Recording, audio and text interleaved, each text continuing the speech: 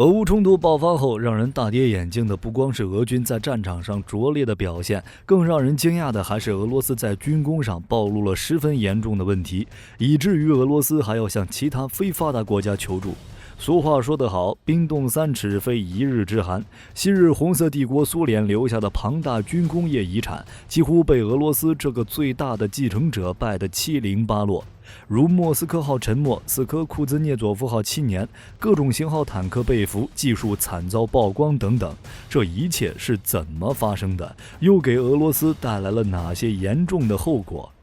本期视频我们就一起来看看吧。冷战结束后，俄罗斯从苏联继承了数以万计的坦克、装甲车辆和各类战机，但从俄军在乌俄战场上看似还能接受的损失，对他们来说却是另一种不可承受之痛。T90 系列主战坦克、苏霍伊系列战斗机、KH 系列巡航导弹和伊斯坎德尔系列弹道导弹等，这些十分具有代表性的武器，是俄军目前大量装备的性能较为顶尖的型号。但它们都是一些能追溯到苏联后期的老家伙，本质上已经没有更进一步的可能。也就步入新时代后，俄罗斯借助自己研发或是从别国搞来的技术，对部分子系统进行现代技术升级，才使得这些苏联时代的老家伙完成了初步的现代化改造。目前，俄罗斯坦克装甲车辆保有量虽然依旧无人能比，但其中很多都已封存多年，甚至因缺乏关键的零部件不得不瘫痪在家，而能生产这些零部件的生产线却早已成为历史。在2014年克里米亚事件后，俄罗斯更是惨遭制裁，如苏30 SM 这样的战斗机，甚至因法国断供技术而撤掉了高端衍射屏显，以至于飞行员还要和冷战后期那样低头看仪表。现在还能维持战斗力已经很不容易了。另外，按照俄罗斯目前的经济和产能，应该已经无法大量生产涡轮喷气发动机，其弹道导弹300枚每年的生产量恐怕也很难达到。而这种明眼人都能看出的军工产能不足问题，俄罗斯心里其实都明白。据俄罗斯2019年年底获准推行的国防工业国家发展计划显示，俄罗斯将在2027年前将其国内近800家大型军工企业合并为数十个大型科研生产联盟，并计划由此加强对全体系的有效管理，最终实现方案设计、人员培训、生产工艺、材料开发、应用、产品效能以及生产效率等方面的全面进步。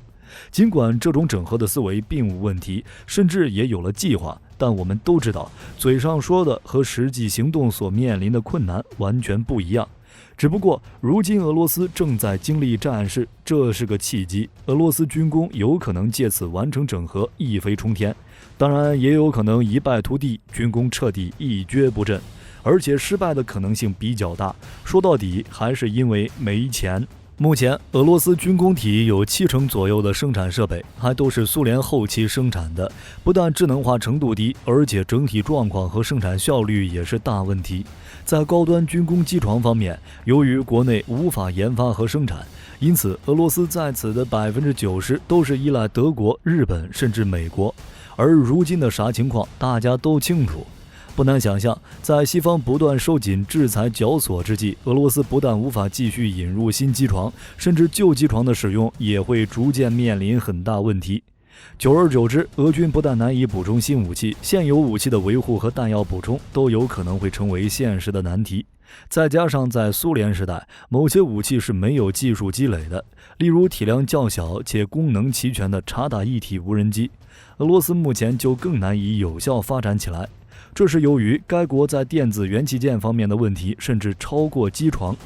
多年来，俄罗斯主要依靠从西欧、美国、日韩等国家和地区购入，由此支撑其制导武器、电子设备和部分无人机的生产。但随着制裁加剧，俄罗斯甚至只能通过地下渠道以民用品作为代替。但这不但是杯水车薪之举，还会直接影响相关武器的质量。反正火力军是没看到啥希望。而继莫斯科号、库兹涅佐夫号之后，10年造一艘的22350型护卫舰，现在又被俄军拖到了案板上，等待审判。近期有消息说，俄海军第3艘22350型护卫舰戈洛夫科海军上将号开始进行完工后的出海试航。如果顺利，这艘历经10年才建造完工的护卫舰，可能在未来1到2年内服役。一艘护卫舰搞了10年，这该怎么评价呢？像22350型这样的护卫舰，在美国是很难引发关注的，最多也就庆祝一下。只有航母建造完成才会引发关注。当然，这对俄罗斯就另当别论，因为格洛夫科海军上将号不但是其屈指可数的现代化舰艇之一，更是俄罗斯数十年来第一艘在主要设备上真正国产化的导弹护卫舰。22350型护卫舰的建造无疑是十分漫长，主要原因就是刚才讲的，有大量关键设备和技术十分依赖海外。例如，该舰最初计划配备乌克兰产 UGT-15000型燃气轮机，现在乌克兰已经彻底对俄罗斯断供，以至于俄罗斯只能从零开始山寨 UGT-15000型，因此该舰艇本身的建造才会如此举步维艰。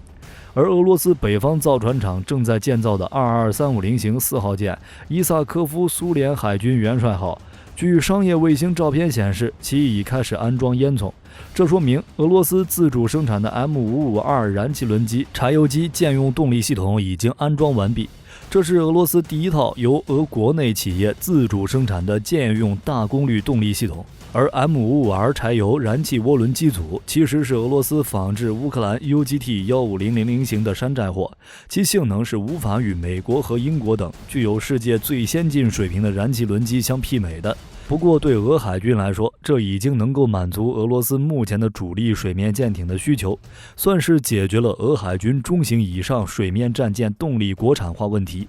关于22350型护卫舰的燃气轮机具体是什么情况？俄海军是不是彻底摆脱了乌克兰和西方的卡脖子？在苏联解体以后，尽管俄罗斯还保留有燃气轮机设计局和舰用柴油机设计部门，但主要生产能力在乌克兰。俄海军建造的22350型护卫舰的动力系统之前就是依赖从乌克兰进口，只不过目前俄方只是在首舰和2号舰上安装了乌克兰曙光机器设计科研生产联合体生产的 UGT-15000型燃气轮机。UGT-15000型燃气轮机是苏联第3代舰用燃气轮机，总体性能接近美国的 LM2500燃气轮机，单机输出功率有27500马力。后来因为俄罗斯侵占了克里米亚，乌克兰终止了与俄罗斯的舰用动力系统的合作，拒绝向俄罗斯提供舰用动力系统，这导致俄罗斯其余22350型护卫舰和11356型护卫舰在建造时都遇到了研制困难，同时也导致俄罗斯在设计新一代大型导弹驱逐舰时陷入困境，甚至当时流传出俄罗斯如果不依赖外部供应商，都不能建造5000吨以上的水面主力舰的传言。到了2015年，受到西方制裁和乌克兰卡脖子的俄罗斯，无奈之下紧急实施了一项进口替代国家工程，其中完全国产化的舰用燃气轮机就是其中一个最重要、最紧迫的项目。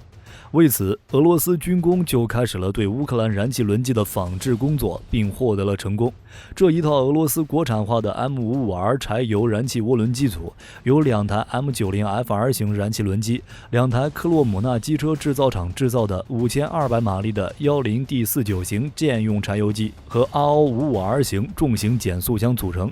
不过这几样设备都是山寨的乌克兰产品。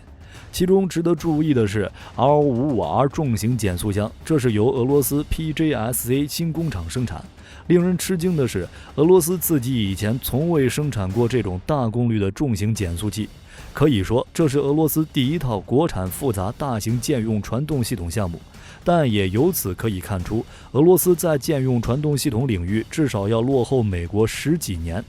说实话，真的太惨了，10多年建造一艘护卫舰，如今俄罗斯也终于有了自己的中型以上水面舰艇的燃机动力系统，折腾了这么多年，终于将困扰俄罗斯海军30年的主战水面舰艇动力系统国产化问题给解决了。至于摆脱卡脖子，火力军估计还很难，因为制裁不止这一个方面，而且就算摆脱了，俄海军也无法愉快下饺子，实在是经济实力不允许。不过伴随4000吨级动力问题的解决了，估计下一步俄罗斯是要搞定7000吨以上水面舰的动力国产化问题，当然这个时间起码也还要20-30年。